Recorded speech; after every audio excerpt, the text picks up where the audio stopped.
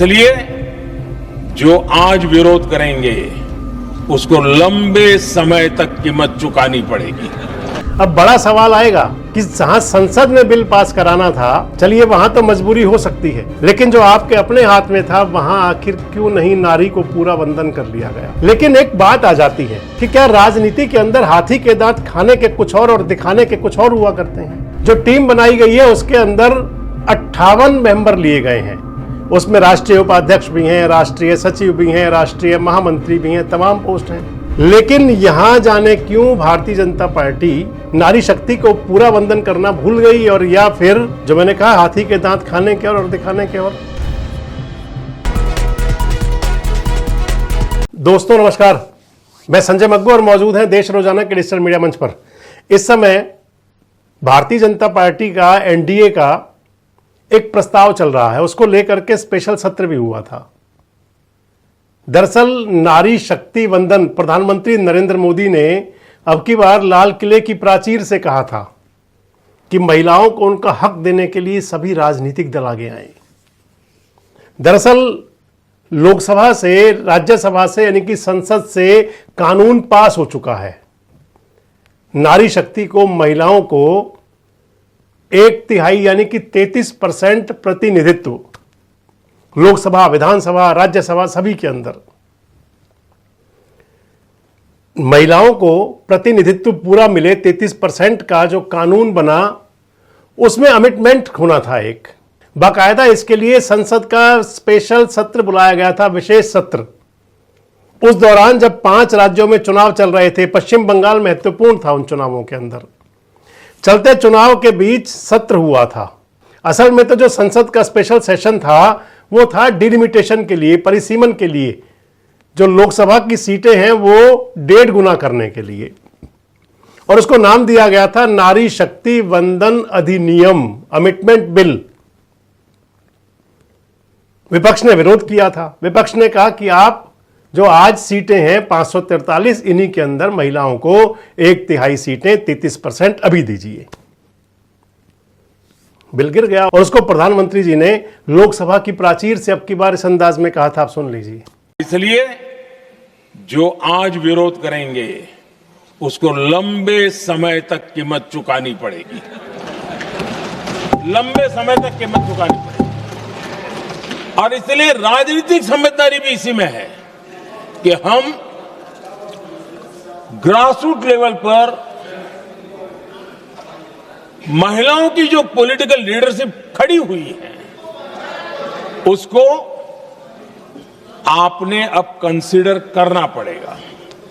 लेकिन एक बात आ जाती है कि क्या राजनीति के अंदर हाथी के दांत खाने के कुछ और दिखाने के कुछ और हुआ करते हैं।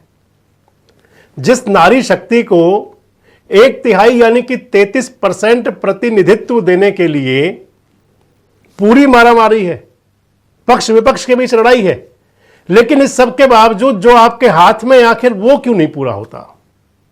अभी दरअसल भारतीय जनता पार्टी का राष्ट्रीय संगठन बना है। बीजेपी के राष्ट्रीय अध्यक्ष नितिन नवीन जी, उन्होंने अपनी टीम की घोषणा की है, राष्ट्रीय टीम की। जो टीम बनाई गई है उसके अंदर 58 मेंबर लिए गए हैं। उसमें राष्ट्रीय उपाध्यक्ष भी हैं, राष्ट्रीय सचिव भी हैं, राष्ट्रीय महामंत्री भी हैं, तमाम पोस्ट हैं। लेकिन यहां जाने क्यों भारतीय जनता पार्टी नारी शक्ति को पूरा वंदन करना भूल गई, और या फिर जो मैंने कहा हाथी के दांत खाने के और दिखाने के और। दरअसल 58 सदस्यीय जो टीम तैयार हुई है उस टीम के अंदर 11 महिलाओं को स्थान मिला है। अगर 33% पूरा देखा जाए तो फिर वो 20 सीटें यानी कि 20 पद मिलने चाहिए थे महिलाओं को, लेकिन 11 मिले। 11 मिलने का मतलब आप कह सकते हैं कि 60 में से लगभग 18 से 20%, 18-19% के आसपास महिलाओं को पद मिले। जिन महिलाओं को पद मिले आपको बता भी देते हैं। जो भारतीय जनता पार्टी की राष्ट्रीय टीम में बनाए गए हैं, राष्ट्रीय उपाध्यक्ष हैं, उनमें वसुंधरा राजे सिंधिया है, महिला नंबर 1। नंबर 2 उसमें जाए तो फिर दूसरा नाम श्रीमती डी पुरंदेश्वरी, आंध्र प्रदेश से आती हैं, राष्ट्रीय अध्यक्ष की दौड़ में भी हैं, दूसरी महिला। उत्तर प्रदेश से आती है रेखा वर्मा, तीसरी महिला। श्रीमती वर्षा वेन नरेंद्र भाई दोषी, गुजरात से आती है, चौथी महिला। श्रीमती डॉक्टर भारती परवीन पवार 5वीं महिला महाराष्ट्र से आती हैं और 6वीं महिला श्रीमती डॉक्टर मधुचंद्र कर 13 प्रदेश राष्ट्रीय उपाध्यक्षों में से 6 महिलाएं हैं, 13 में से 6 सीटें। अब अगली आप देखें तो फिर राष्ट्रीय सचिव, राष्ट्रीय मंत्री 16 नियुक्तियां इनके अंदर हुई हैं। इनमें से जब महिलाओं को स्थान मिला है, श्रीमती कविता पाटीदार मध्य प्रदेश से आती हैं। अगला नाम आता है श्रीमती फांगलोन कोन्यक नागालैंड से, श्रीमती संगीता यादव उत्तर प्रदेश से। तो 3 महिलाओं को राष्ट्रीय मंत्री बनाया गया है। राष्ट्रीय कोषाध्यक्ष पुरुष है, राष्ट्रीय सह कोषाध्यक्ष पुरुष हैं। अगली बात कर लेते हैं फिर राष्ट्रीय महामंत्री की। 8 राष्ट्रीय महामंत्री बनाए गए हैं। उनमें से 1 महिला राष्ट्रीय महामंत्री है स्मृति ईरानी, अमेठी की पूर्व सांसद, केंद्र सरकार में पूर्व मंत्री। अगला देखें तो मीडिया संयोजक और सह संयोजक 4 लोग बनाए गए, उनमें कोई महिला नहीं है। और सोशल मीडिया संयोजक और सह संयोजक 5 लोग बनाए गए हैं, जिनमें से 1 है श्रीमती प्रीति गांधी। यानी कि टोटल जो अपॉइंटमेंट है वो 58 है। 58 में से 6 महिलाएं बनाई गई हैं राष्ट्रीय उपाध्यक्ष, 3 महिलाएं बनाई गई हैं राष्ट्रीय सचिव, 6 और 3 9, 1 महिला बनाई गई हैं राष्ट्रीय महामंत्री 10 और 1 महिला बनाई गई हैं सोशल मीडिया के अंदर सह संयोजक। यानी कि 58 में से 11 जो मैं आपको बता रहा था।